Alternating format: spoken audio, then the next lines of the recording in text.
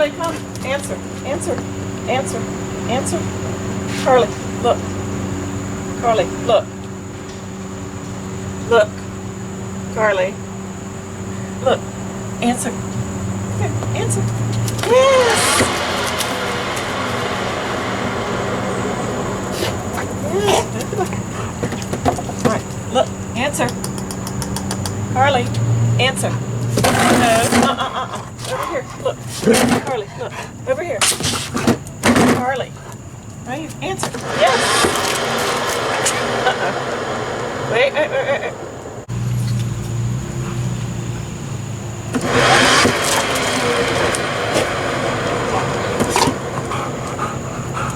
Put it on there.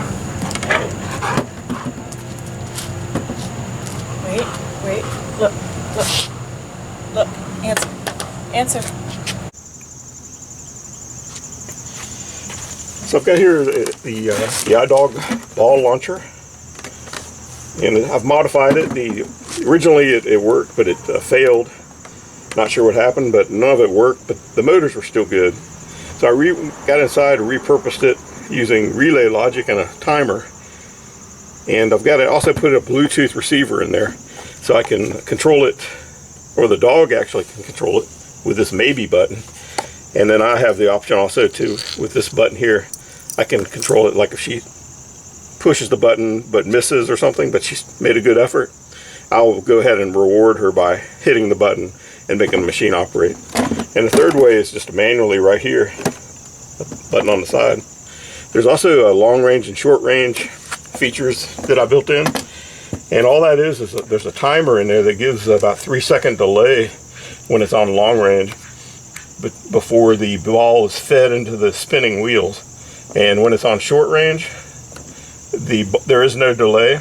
The timer is bypassed, and the ball is fed immediately as the wheels are spooling up, and so that results in a short range.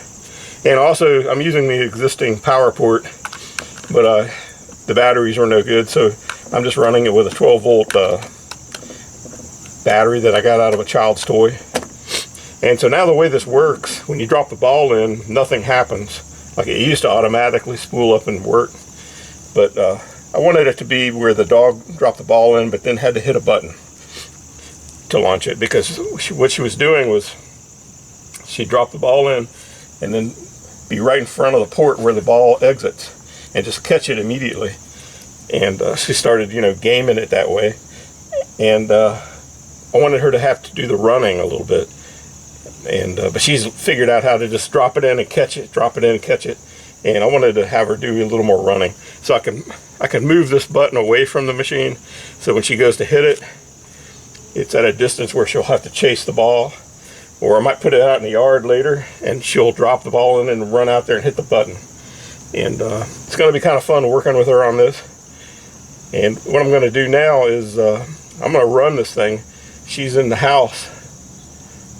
When she hears it, she's going to come running and she's going to want to play it.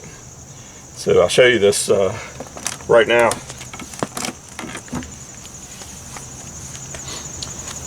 I'm just going to plug it in. And I don't have a ball in there. I'm just going to go ahead and hit the maybe button.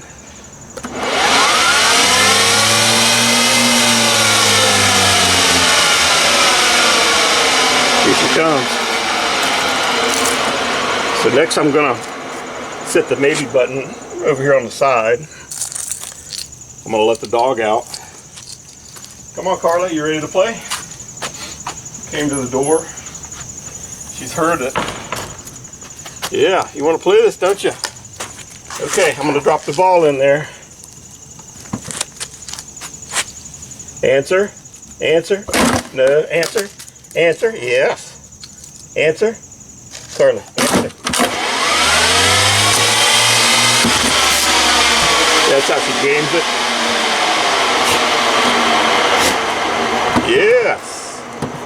Answer. No. She tries to bully this.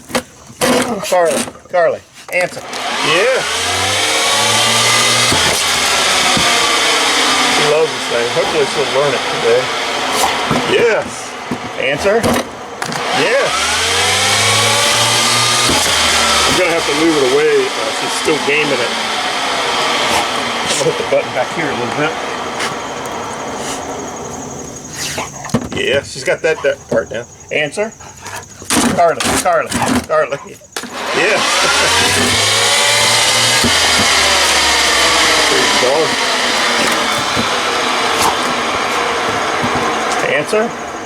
Answer.